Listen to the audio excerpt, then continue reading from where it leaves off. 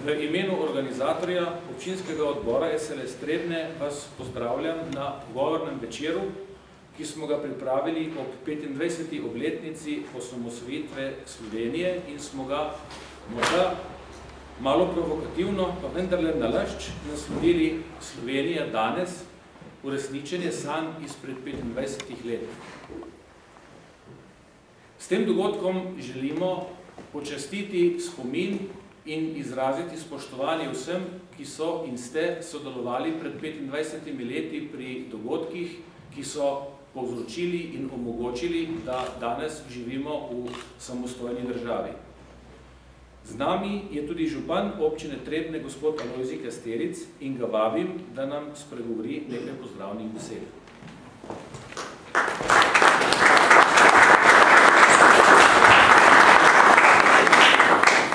Spoštovane obiskovalke, obiskovalci, spoštovana gosta, gospod Krkovič in gospod Zidanšek. Z gospodom Zidanškom smo tukaj podpisovali enkrat deklaracijo za tretjo razvojno os. Imel posebno čas, da je tukaj danes z nami. No, ko se zdaj takole ozrem nazaj na teh 25 let, četrt stoletja, moram reči, da so bile to velike sanje in jih moramo še vedno sanjati, kljub temu, da pa še marsikaj v tej državi ni tako, kot moglo biti. Ravno pred parimi dnevi smo se pogovarjali v eni taki družbi, hoteli H1 pa o avtocesti umeščanje. In moram reči, da je recimo v tistih časih umeščanje te avtoceste bilo, zakaj bi jo dali v dolino, zakaj bi jo porinili v dolino? Zato, da se je lahko bi se lahko en podpisoval anekse gradnje pod prometom. To ni prav. Takih zgodb se v državi ne bi smelo biti. In eden vidnejših politikov LDS-a je tukaj pribežal nazaj v Trebnje in je rekel, da se vsega boji. Dejansko.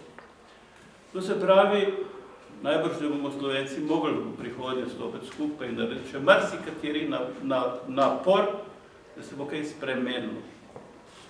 Pa vendar, jaz sem tukaj 10 let župan v občini Trebnje in moram reči, da prvo leto županovanja je bila takrat Janševa vlada na obisku v Trebnje. In igrali smo nogomet v dvorani in Janez Janša mi je takrat po koncu, ko so se poslal od njega, rekel enostavno tako. Župan, če pa kaj ne bo šlo, ali pa če ne bo šel v ministrstvih zadovoljen s pogovori, ali bo šlo kaj narobe, poklič v kabinet vlade, pa če ne drugače tudi mene. In takrat so se zadeve izredno hitro odvijali. Danes pa temu ni tako. Jaz se napovem pri kakšnemu ministru, do 6 mesecev pa sploh ne pridem do ministra, to se pravi do kakšnega sekretarja. Tako da danes je delo v občinah in to se pravi in pričakovanje od vlade so majhna. Mi si pomagamo sami z razpisi, ki so. In upam, da bo prišla tudi enkrat malo bolj ambiciozna vlada. Taka, ki ne bo skrbela samo zase, ampak za razvoj te nacije, naših prebivalcev, teh 2 milijonov ljudi, 1 milijon pravijo, da pa še zunaj živi. In dovolite, da vam ob tej priložnosti, ob četrt stoletja države, ki jo imamo, ki so jo sanjali 1000 let naši dedje, čestitam. In ne obupati in po naših žilah se mora pretakati pogum, kri poguma in dejanj. In to se pravi, ne bojte se, kajti samo pogumni lahko hranijo državo in svoj ponos. Hvala lepa.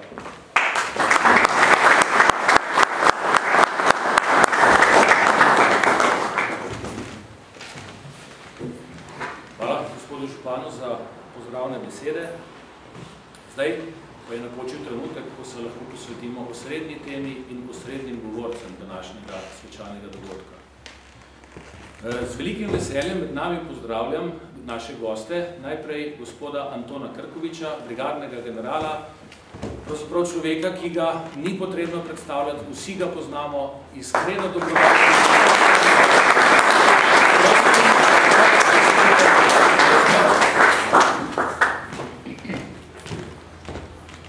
Z nami je tudi magister Marko Zidenšek, predsednik Slovenske ljudske stranke.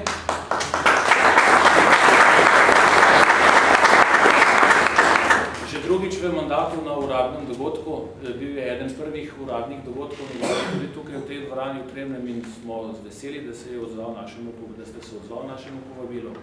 In seveda še dva naša govorca, lokalna, domača, poznana, tudi oba člana Slovenske ljudske stranke, podpredsednik naš Tomaž Kukenberger, izvoli. Tudi dolgoletni član izvršilnega odbora Jože Smolič, oba udeleženca dogodkov,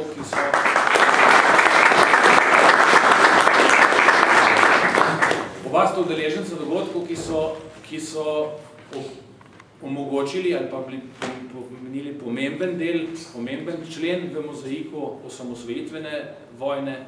Namreč oba sta sodelovala na Medvediku in bosta tudi s svojimi mislimi osvetlila te dogodke. Spoštovani gostje, dobrodošli, izvolite, sedite. Preden nas bo nagovoril general Krkovič, pa bi si pogledali eno skrajšeno verzijo filma z pomenljivim naslovom Enotni v zmagi in prosim, da kar se posvetimo zdaj v miru temu zvoju. To pa prosim, ja, jaz bom pa malo temo